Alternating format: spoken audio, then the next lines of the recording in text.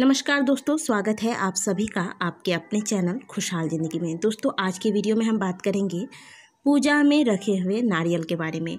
पूजा में रखा हुआ नारियल या फिर कलश पर जब आप नारियल चढ़ाते हैं तो वह नारियल अगर ख़राब निकल जाता है या कई बार पानी सूख जाने की वजह से वह नारियल ख़राब हो जाता है या कई बार नारियल ही सूखा रहता है, तो अगर आपके साथ ऐसा होता है तो यह किस बात की ओर संकेत करता है, या आज की वीडियो में हम आपको बताएंगे।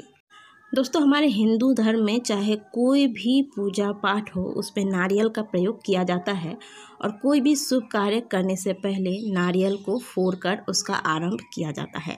यानी कि नारियल को अत्यंत ही शुभ माना गया है, तभी शुभ कार्यों से पहले नारियल का प्रयोग किया जाता है। और नारियल का एक नाम श्रीफल भी है। श्रीफल यानी कि श्री अर्थात लक्ष्मी। तो यूँ कह लें कि यह नारियल का जो फल होता है यह लक्ष्मी स्वरूप है।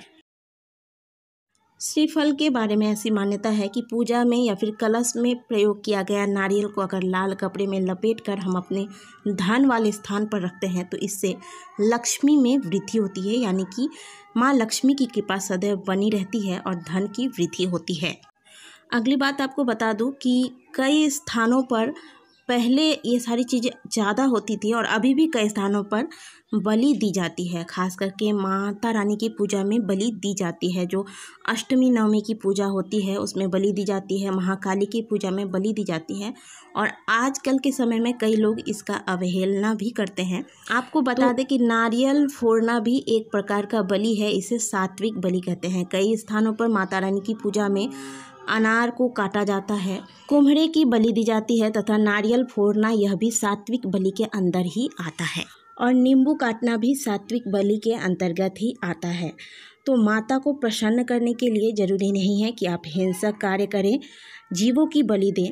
जीवों की बलि के बजाय आप नारियल फोड़कर माता रानी को बलि दें, इससे माता प्रसन्न होती हैं। दोस्तों, माँ जगत जननी माँ भवानी समस्त सृष्टि की रचना करता है और वही इस समस्त सृष्टि का पालन करता भी है। ना केवल हम मनुष्य बल्कि जितने भी जीव जंतु इस चराचर जगत में हैं वह सभी माता की संतान हैं। और माता को प्रसन्न करने के लिए अगर आप माता की ही संतान की बलि देंगी तो क्या माता प्रसन्न होंगी? तो सरल भाषा में कहें तो अगर आप माता को प्रसन्न करना चाहते हैं तो माता के मंदिर में जाइए, माता के मंत्रों का जाप कीजिए, पूजा अर्चना करने के बाद एक नारियल माता के मंदिर में फोड़ दें। इसी से माता रानी प्रसन्न होती है।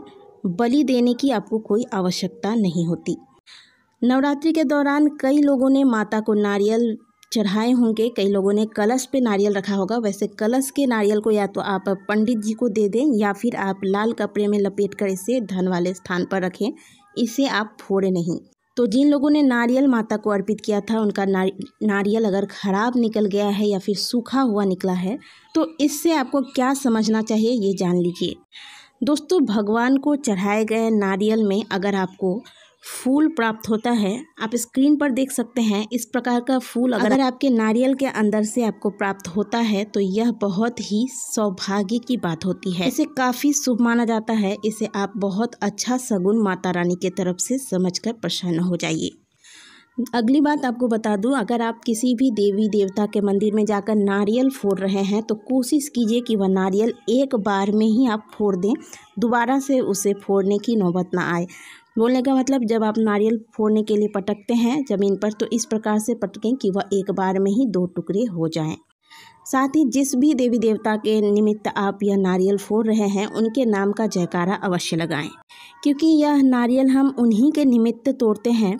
तो उस समय मन में और कोई विचार नहीं आना चाहिए। आप भले ही बड़े जोर से जयकारा नहीं लगा सकते, थोड़ा संकोच होता है आपको मंदिर में, तो भी आप कम से कम मध्यम स्वर में या फिर मन ही मन भगवान के नामों का सुमिरन करते हुए, जिस भी भगवान के लिए आप यह नारियल भेंट कर रहे हैं उनके नामों का सुमिरन करते हुए नारियल को फोड़ें। और नारियल को फोड़ने के बाद उसमें से जो पानी निकलता है, इस पानी को आप अपने सिर पर अवश्य स्पर्श कराएं। अगर आपने माता रानी को नारियल चढ़ाई थी नवरात्रि के दौरान या फिर आप किसी भी पूजा में नारियल चढ़ाते हैं तो ध्यान रखें कि कलश, पहले भी मैंने बताया था कि कलश वाले नारियल को तो नहीं फोड़ना है आपको, लेकिन इसके अलावा अगर आप भगवान को जो नारियल चढ़ाते हैं वह ख़राब निकलता है तो इस बारे में हमारे शास्त्र ऐसा कहते हैं कि पूजा पर चढ़ाया गया नारियल अगर ख़राब निकलता है तो यह एक बहुत ही अच्छा सगुन माना जाता है। इसमें आपको घबराने की या चिंता करने की कोई बात नहीं है। नारियल खराब होने का मतलब ये होता है कि जिस भी देवी देवता को आपने यह नारियल भोग स्वरूप चढ़ाया था, उस देवी या देवता ने आकर उस भोग को स्वीकार कर लिया है। और यदि नारियल सूखा निकलता है, इसमें से पानी जरा भी नहीं निकलता, तो भी ऐसा माना जाता है कि जो देवी या देवता है जिनको यह नारियल आपने अर्पित किया था, उन्होंने इसमें से इसका रसपान कर लिया है, इसलिए आपका नारियल सूखा है। तो दोस्तों, यदि आपके द्वारा चढ़ाया गया नारियल खराब निकलता है या फिर इसमें से पानी नहीं निकलता, तो इसमें आप बिल्कुल भी चिंता ना करें। ये ना सोचें कि पूजा में कहीं कोई त्रुटि हो गई, इस वजह से ऐसा हुआ।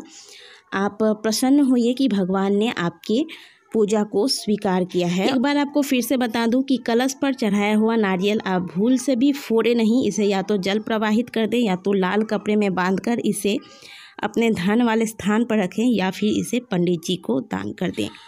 आशा करते हैं कि आज की दी गई जानकारी आपको अच्छी लगी होगी। वीडियो अच्छी लगी है तो वीडियो को लाइक करें, कमेंट बॉक्स में जय माता दी अवश्य लिखें। मिलते हैं आपसे अगले वीडियो में, तब तक के लिए ओम नमः शिवाय, जय माता दी।